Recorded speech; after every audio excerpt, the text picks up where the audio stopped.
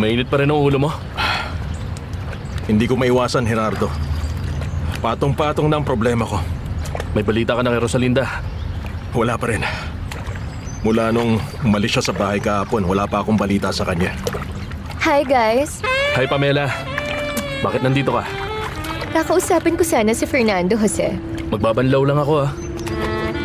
Hello, Pamela. Sa mababang uri ng babae mo pala ako pinagpalit.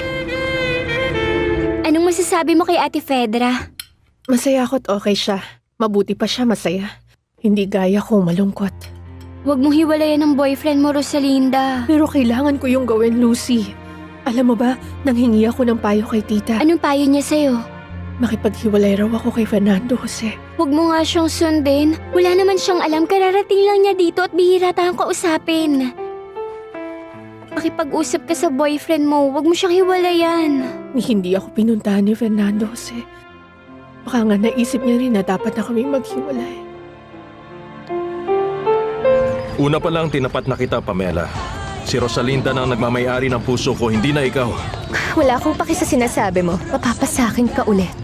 Huwag kang manggugulo sa relasyon namin ni Rosalinda. Basura lang naman siya. Huwag mo siyang Isa bastusin! lang siyang katulong. Pinanindigan niya yun kahapon. Hindi ka ba nahihiyang makipag-date sa ganong klaseng babae? At least magandang asa niya kaysa sa'yo. Hindi ako papayag na mawala ka sa akin. O mas lalo na mapalitan ng isang walang kwenta at hampas lupang kagaya niya. Tantanan mo na ako. Please lang, kalimutan mo na ako. Mahal kita, Fernando Jose.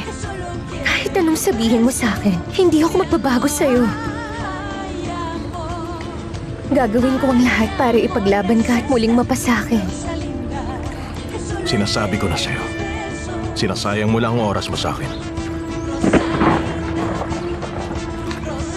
Diyan ka mali, hindi ako aatras sa laban.